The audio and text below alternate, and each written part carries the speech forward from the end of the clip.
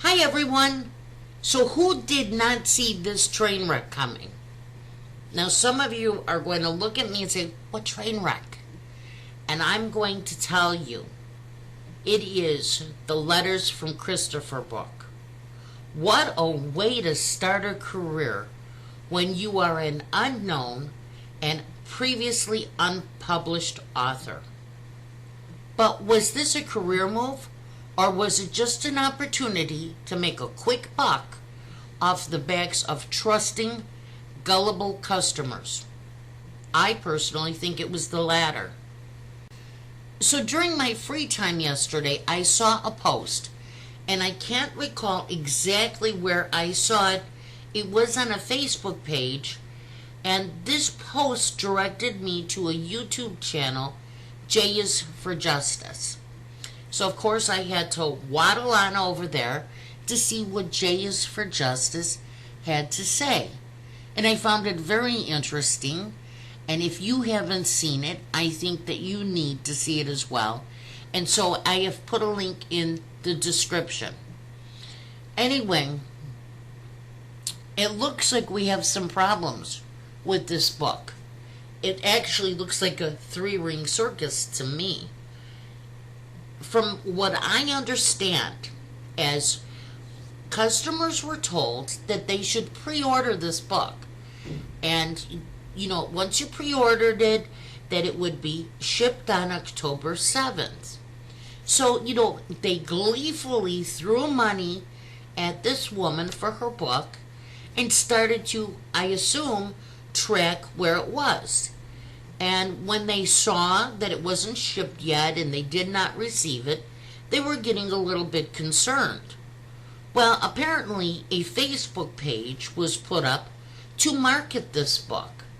And so those customers that were concerned and had questions, they went to this Facebook page and started posting their questions and concerns.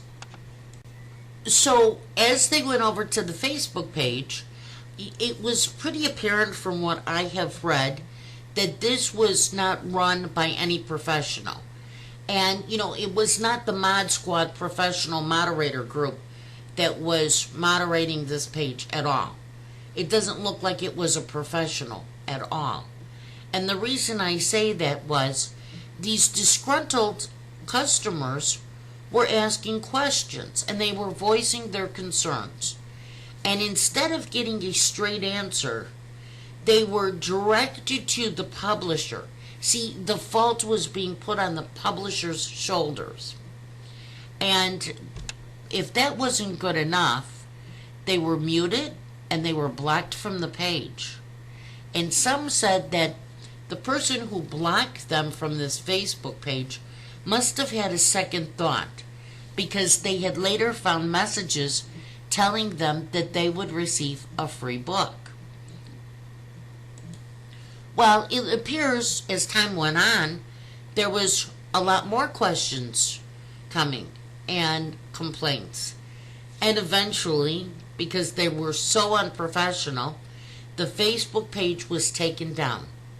Huge surprise, said no one. Now, it's been said that the books will be shipped on the 14th of October. But I also ran into a post from someone who ordered it through Amazon who said that the ship date was December 12th. A far cry from what was promised to them, isn't it? So in a nutshell, not only were these folks misled about the delivery of their book, after they paid, they were treated very unprofessionally. There was even some vulgar language that was used. And what does Miss Cadle do? She emphasizes that she's a Christian. Nice Christian group you got going there, Miss Cadle. Now, before anyone tries to tell me that she is not aware of how her customers were being treated, let me tell you something. I learned a long time ago from an older Italian woman, the fish stinks from the head. If you're running a business, writing a book, whatever you're doing, You make it your business to know what your employees, your contractors, and your volunteers are doing if you want to have a successful career. And that includes your publisher. If you want to make a quick buck off of unsuspecting customers that you in your mind have labeled as suckers, you don't care. Where is this author? Why is she not making a public apology or explanation? She's too busy running to every other media outlet and gullible YouTubers who, by the way, are tripping over their own 2 feet to have her on for interviews to push her book. So let's go to the reviews, shall we? And a common theme of the people who actually read the book. I did not, so this is not my opinion. I want to make that very clear. But it is the opinion of people who actually read the book. They said they were very disappointed. They felt misled. There was no reason to have to purchase this book because there was nothing in it that was not included in Discovery. And they said, why give this author your money when you can get this information for free from Weld County, right? And another thing that disappointed them was the author did not include the actual letters from Christopher Watts. And so you ask, why not? I've bought plenty of true crime books, and there's usually pictures or evidence, whatever the author is able to get their hands on. Why were these letters not included in the book? Another person, their opinion, they said it was garbage, that the author had even gotten some key facts wrong. And yet another person who said, I, like others, was trying to get the full story, but it's very poorly written. And she goes on to suggest that the author should have used a ghostwriter. And she said, I'm very interested in the subject matter, but it was hard to get through the book because there were so many errors and incomplete and run-on sentences.